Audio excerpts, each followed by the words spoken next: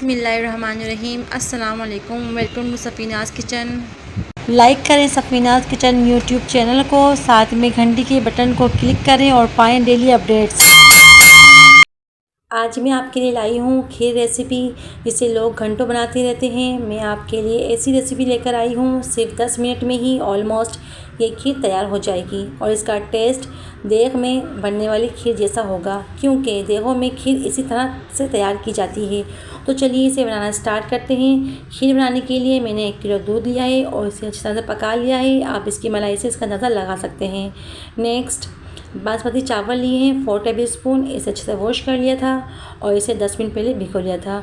आप इसे हाथ से दरदरा कर लें। याद रखिएगा, यहाँ मशीन का या सिल का इस्तेमाल नहीं कीजिएगा। हाथ से आप इस अंदाज से दरदरा करें और दूध में शामिल कर दें। नेक्स्ट, चावलों को गलाने के लिए हम इसमें 1 गिलास पानी शामिल करेंगे और चावलों के फुल कुक होने का वेट करेंगे। और इसके पकने के दौरान हम इसमें शामिल करेंगे 4 अदद हरी इलायची। इससे बहुत प्यारी खुशबू आती है और ये खीर की जान है।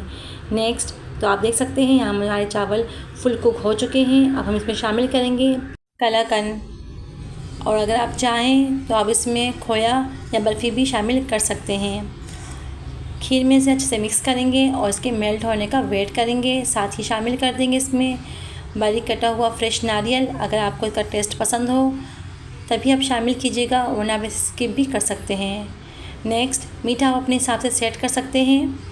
तो लग रही है ना हमारी खीर टेस्टी। देगों में इसी अंदाज से खीर तैयार की जाती है। मैंने यहाँ पर छोटी प्याली चीनी शामिल की है। नेक्स्ट, चीनी शामिल करने के बाद आप सिर्फ 2 मिनट दाल घुटनी से इसकी घोटाई करें। यह प्रोसेस बहुत ज़रूरी है, याद रखिएगा, सिर्फ 2 मिनट, और उसके बाद ही आप खीर को डिश आउट कर लें। तो यहाँ पर हमारी देगी दानेदार खीर तैयार है। आप ऊपर से इसमें ड्राई फ्रूट शामिल कर दें। वीडियो अच्छी लगे तो लाइक कीजिए, प्यारा सा कमेंट कीजिए। मेरे चैनल पे नए हैं तो मेरे चैनल को सब्सक्राइब करना ना भूलिए। अपना बहुत सारा ख्याल रखिए। फिर मिलेंगे इंशाल्लाह एक नई यूनिक रेसिपी के साथ। तब तक के लिए अल्लाह हाफिज़।